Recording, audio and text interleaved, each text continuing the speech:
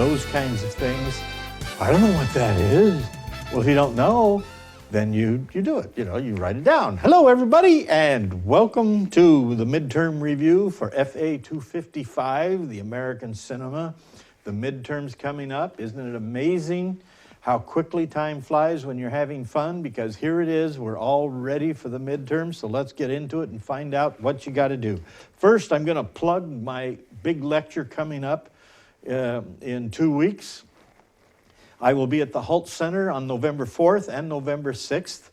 At 45 minutes before showtime, I work with the Radio Redux program, and I will be lecturing all about Alice in Wonderland and all of the film versions of Alice in Wonderland, and talking an awful lot about the early silent era when Alice was first produced as a film, and then concentrating mostly on the Disney version. So anyway, if you're interested in learning all about Alice in Filmland, then you're most perfectly welcome to listen to me and see me at the Hult Center November 4th at about, about 6:45, or the matinee on November 6th at about 1:15, and I'll be talking about that. So anyway, that's my plug. Now let's move into something else. Yes, the good old midterm. It's 1 week only. It starts a week from this Thursday, or actually it is this Thursday, October 27th, and runs through November 3rd. So you have, what that means is, and I got an email the other day from someone, and I guess I can understand this, someone saying, are you telling us that we have to take it for 7 days? And I'm going, no. It's available in those 7 days. You just have to take it once, okay? So it starts Thursday and runs through November 3rd. And it is in the Instructional Testing Services Center. That's the center building, 311. So you have to be on campus to take the exam. Of course, if it's also offered in the Florence office, the Cottage Grove office. But here, if you're local taking it, you have to take it in the testing center. It is a computer exam. It is an objective exam. There will be 50 questions.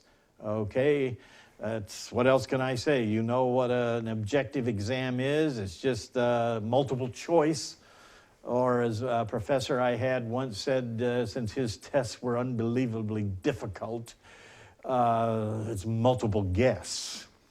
So anyway, you'll have, like 5 answers or whatever, you pick the best one, all right?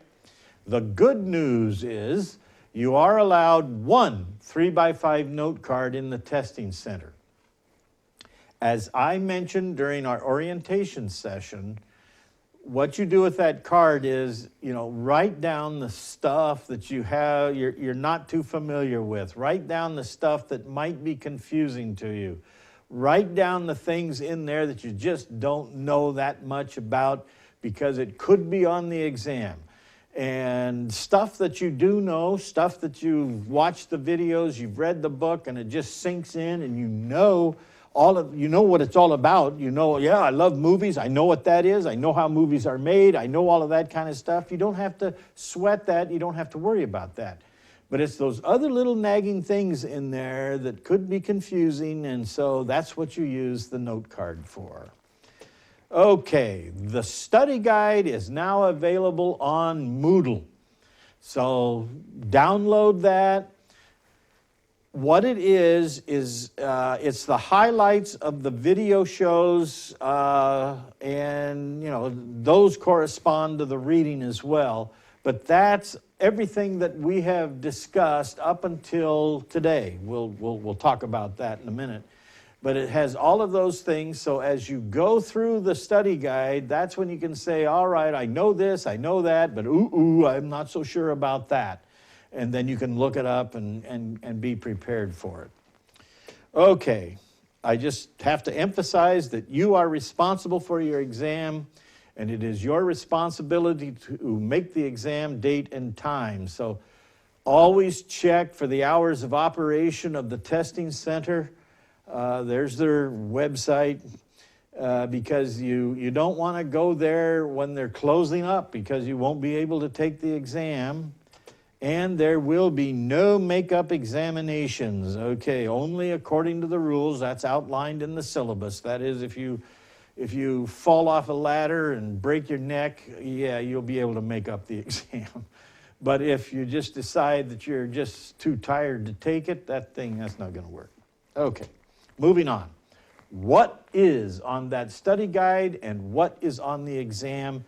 It's right there. The exam will cover material in the classic Hollywood style. That was the first week of our class through this week, which is the romantic comedy. So specifically, we'll look at these things. First, an overview of the American movie industry. And the American movie industry is defined by the things that you see on your screen right there. It is an oligopoly.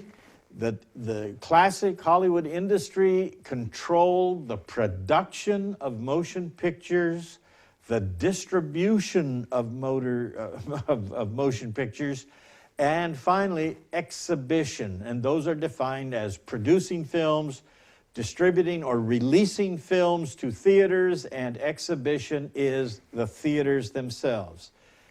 In the classic Hollywood, in the original Hollywood, they owned all three. So Paramount Pictures owned production, Paramount owned distribution, and they sent those movies to their own theaters. And that is why in many big metropolitan cities of today, you still see a Paramount theater. It was owned by the Paramount Pictures Corporation. The second thing that's of value here in an overview of the American movie industry is the industry's use of genre to minimize financial risk. Okay, that's a key statement right there. The industry use of genre, which we'll talk about later because we get specific about genre, to minimize financial risk. In other words, it was, if people like to see movies about cowboys with lots of horses, with lots of action, with lots of gunplay, the shoot-em-ups, if people like that, we'll make a bunch of them because they keep coming to the same ones. We are more or less guaranteed some success with that kind of genre because people flock to see those kinds of movies. So that's the idea of genre, to minimize financial risk. In other words, it's a safe bet. It's a safe bet to say, I'm putting money in a Western, okay? All right, moving on. Also, this history of the motion picture with regard to the early projection technology, which are things like key innovations there that are listed and the individuals associated with them. The first kind of movie machine that we had called a kinetoscope, and the contributions of Edison and Dixon. And then we move into that, what they call the Nickelodeon era, which is the beginnings of the movie theaters. And you also have the MPPC, and we'll talk about that in just a few minutes, which is Edison's organization, which is the Motion Picture Patents Company, in which Edison controlled movies. If you wanted to make a movie, you had to get a camera from Edison. It was that simple. You just couldn't go somewhere else and get a camera. You had to get it from him. So it was a monopoly as such. And also the development of the movie palace. And we begin to see these in the late teens, and we really see these built in the 20s. All the way through the 1950s, you have the movie palace. These are huge theaters, usually with a theme. That's why you have theaters with the name, like the most famous of all movie theaters in the entire world, Grauman's Chinese Theater. Okay, and that theater was in the shape of Chinese architecture. Okay, it had that kind of theme to it. There were others like the Egyptian, the Oriental, the Baghdad. That was one of my favorites because it looked like, you know, the Thief of Baghdad kind of architecture, you know, that kind of thing. And that's what it was. It was a fantasy kind of world. So when you went into the magic of motion pictures, you actually walked into a movie palace that kind of had a setting or a milieu that was of a fantasy world, like the Baghdad. You were off into the magic of Arabia, that sort of thing. Okay, and the other thing you need to know is up there in the corner called persistence of vision. That is the psychological theory behind movies. And that is that what you have is a series of still photographs. When projected or when run, continue to run these still photographs in sequence, it creates for us in the mind motion. We see movement with it.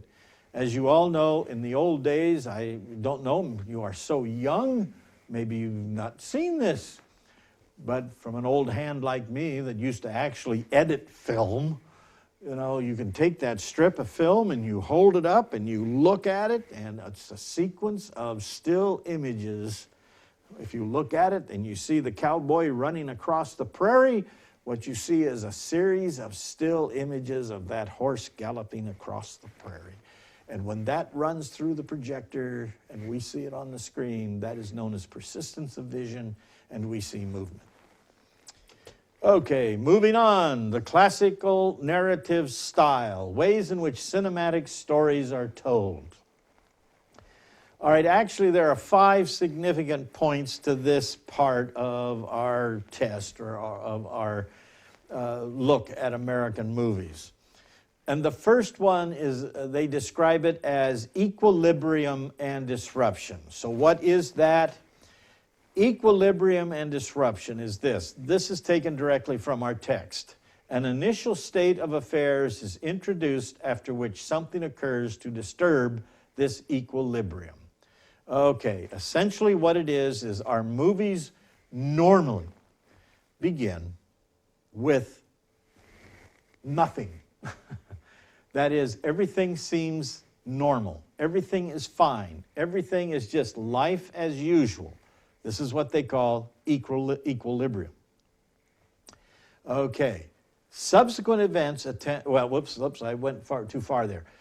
What happens is something comes along, whatever it may be. It could be anything now, but something comes along to disrupt that. It just creates a problem in this place in which everything is normal. Now again, that can be anything. That can be a villain. It can be a bad guy that comes into town and disrupts that. Or it could be a beast. It could be an animal. You could be a simple, like Walt Disney made a film in the 1960s called A Tiger Walks, in which a tiger gets loose from a circus and walks through town at night, disrupting equilibrium, scaring everybody to death. Everybody's afraid to go out because the tiger's hungry. Or it just could be weather. It could be a natural occurrence. It could be a snowstorm. It could be a hurricane. It could be anything like that. Then the next point is subsequent events attempt to restore the original status quo. Yes. That's what our movie is all about. It starts at point A, which is equilibrium, but it will end in restoring that equilibrium. So there is a conflict in there, and what you have is that this attempt at restoring equilibrium is frustrated. But the order comes at the very end of the movie, so it ends on equilibrium. So essentially, that's what our whole notion of equilibrium and disruption is all about. Also, they mention what we have with a film with regard to narrative style is that we have problem solving. What is that? Over the course of the narrative, characters struggle to achieve their goals or solve their problems. Okay, we have a problem to solve. Obviously, that could be our equilibrium has been disrupted, so how are we going to get it back to normal?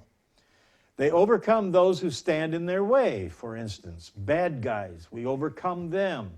We triumph over adverse circumstances. That could be, again, a storm, or it could be even economic collapse or whatever, and or transcend our own limitations. In some films, they're character studies. In some films, the problem is within the person. We follow that person for 90 minutes. And that person must overcome his own limitations. Okay, temporal and spatial limits. What's that all about? That is simple. It's the definition of those words. Temporal dimension, a specific deadline has to be met or a certain task has to be completed by a definite time. It's all about time, temporal. And in a movie like DOA, an interesting film noir I'm talking about the 49 version, they remade it and it's not very good. But in the 1949 version, DOA, a film noir effort, it's kind of done in real time, although it's not exactly. But it is done with the idea that this guy has been poisoned and he has, for the sake of argument, 90 minutes or whatever, he's got 90 minutes to live. So what does he do? His entire effort is to overcome that time because he's only got 90 minutes to live. He's got to overcome that to find his poisoner, to bring his murderer to justice. Spatial dimension. Characters moving toward precise destinations or geographical goals. That's, again, space. This could be a typical in Hollywood Western like The Wagon Train, which is it leaves St. Louis for Oregon, and we follow them on the Oregon Trail, and they're trying to get to their destination, and it's all the adversity that they encounter. And then there is a discussion of what we were just talking about, the discussion about the journey. So what is the journey? Okay, our book and our video series talk about it in two ways. First, the narrative is the characters move not only spatially, but they realize other non-spatial goals as well.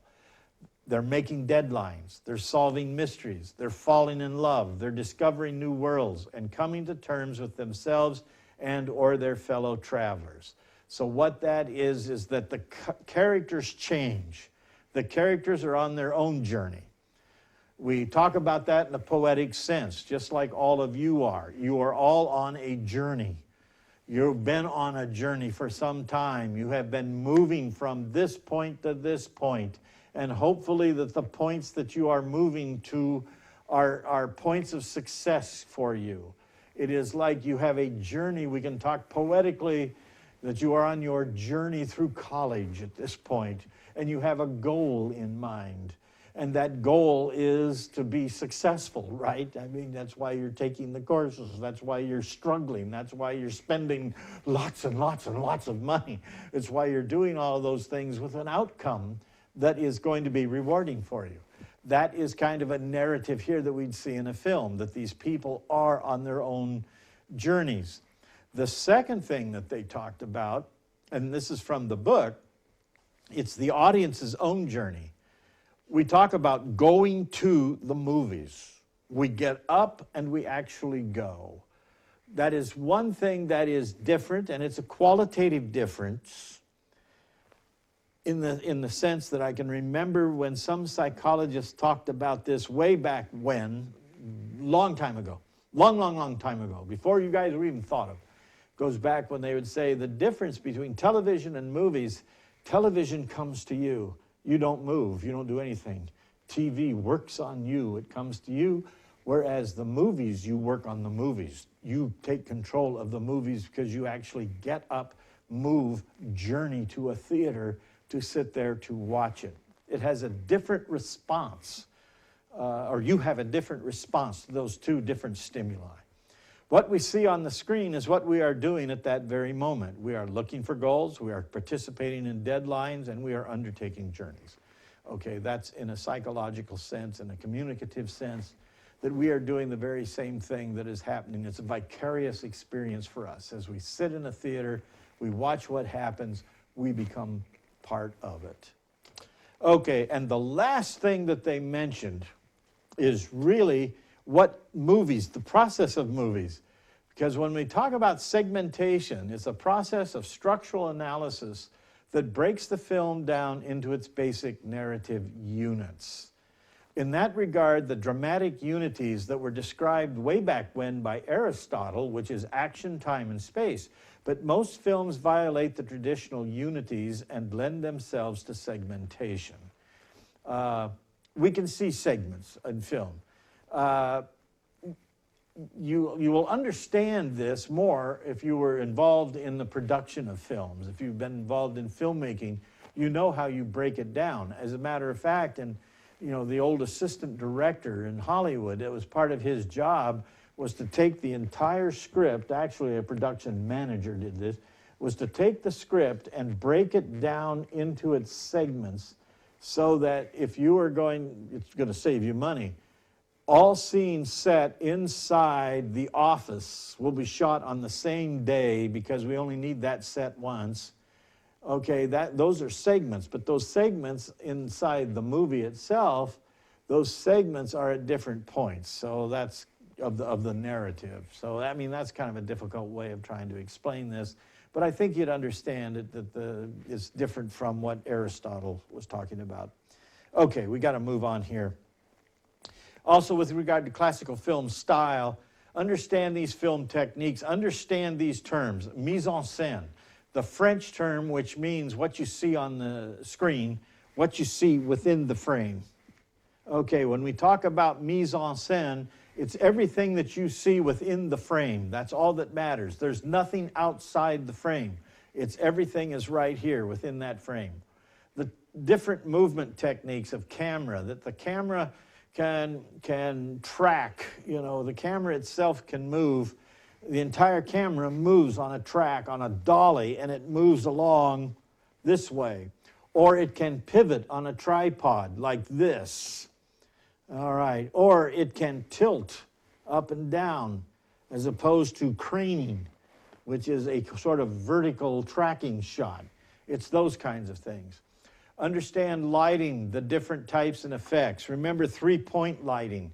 That's crucial. You should have a real good idea about three-point lighting where you have, the fill light, the backlight, and all of those things, okay? Sound, mics, mixing, scoring, the continuity of sound.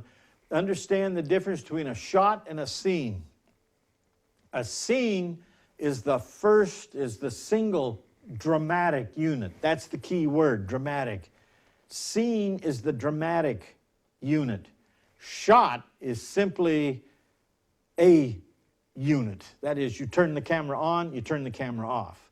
But the scene creates the drama. You can have multiple shots within a scene. Scene editing, between and within scenes. Okay, and scene organization, whether it's linear, circular, flashback, those kinds of things. How do we see this? What's that part about? Understand cross-cutting, in which simultaneous action is occurring. It's occurring at the same time. So you got the lady tied to the railroad tracks, and over here you got the train coming. Over here you got the hero racing to rescue her.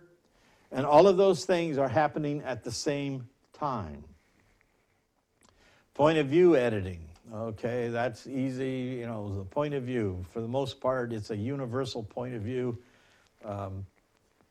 We are just observing people, but every once in a while you get that point of view, the first person kind of point of view. And the 180-degree rule, that's a filmmaking thing. Don't cross the line. Okay, we got to get going here. Okay, the studio system. The first one, the Motion Picture Patents Company, that's Edison's company. And that is, okay, what is that? That's very simple. That's Edison controls everything. The key players in the creation of the early studio system, they are William Fox, Carl Laemmle, Louis B. Mayer, Samuel Goldwyn, Marcus Lowe. The strategies of control, we already mentioned oligopoly. It's a vertical integration, production, distribution, exhibition. Understand the meanings of blind booking and block booking. Understand runs, zones, clearances, and the Sherman antitrust ruling against the MPCC in 1915, which opened up the camera, opened up things. Edison had a monopoly in it, and it was wrong. Okay, the 5 major studios at this time, they are Paramount, Lowe's Incorporated, which is MGM, Fox, which becomes 20th Century Fox, and then Warner Brothers, RKO, and the 3 minor Universal, Columbia, and United Artists. Low budget, the Poverty Row, these are the guys that were really cheap with making films. There's the list of those companies. Now, the Department of Justice Paramount case in 1958, essentially it said you can't have all three of those. You can't produce films, distribute films, and exhibit films. So you have to give up something, and they gave up the theaters. And recognize that the average cost of film production over time, the rise of film artisans, independent film producers, and actually old studios are now financiers and distributors of independently made films. The stars have masks or personas. They're created at the beginning by film studios. And I'm not going to go through all of that. It's in the study guide because we have to jump to genre. Genre serves to stabilize an otherwise unstable movie industry because it's familiar. We see the same things all over again. And I already mentioned that about, why, the good investments in a Western, because everybody likes to see Westerns. And that's where we go. Western is distinctly American. It's based on dime novels and real-life characters who get turned into mythic characters. The three essential ingredients, the hero, the villain, and don't forget the landscape. That's very important, and that is really important when you look at a John Ford Western. Symbolism, it's the East meets West. It's civilization from the East that comes out to the wild frontier. Fact meets fiction, and forget about fact. Fiction is more important because it's myth-making. Culture versus nature, cultural conflicts, and so forth. And space movies are actually the final frontier. If you look at space movies, they're nothing more than Westerns that are made in outer space. The American comedy, comic expression of social repression. The themes of American comedy, racism, social integration, comic disintegration and disorder. It's destruction usually of the very upper classes. And popular comedy actors, the history and type of comedy. Silent comedy, we have dominated by Chaplin and Keaton and their slapstick. With early sound, it becomes verbal wit. It's telling, it's witty. And that's Laurel and Hardy and the Marx Brothers. And Harold Lloyd is the only silent star who successfully transcends to sound. He really is. And romantic screwball comedy, that's a hybrid of the romantic and the slapstick. And then the comedies that followed screwball, they are thesis comedies, black, dark comedy, the raunchy comedies, family comedies, and so forth. Okay, that's it. We got through it. And if you are confused, bewildered, rattled, depressed, and desperate, stop by during office hours or send an email, and I'll try to alleviate your fears. And remember that the study guide is now available on the web and on Moodle, and you can download it there. And positively no makeup exams, and you are responsible for your exam, so make sure to get into the testing center and take the test. That's it. We've done it. And for those in the studio, are there any questions? If not, we ended early. I guess I better add some more things to it. Just to remind you again about your note card, it can only be one 3x5 note card. You can't take in a ton of them. It's only one, and you can use front and back if you want to, but they will confiscate it if it's more than one. You won't get to be able to use any of them. So that's it. I think we made it. I hear music. That's it. Goodbye. See you. Happy Halloween.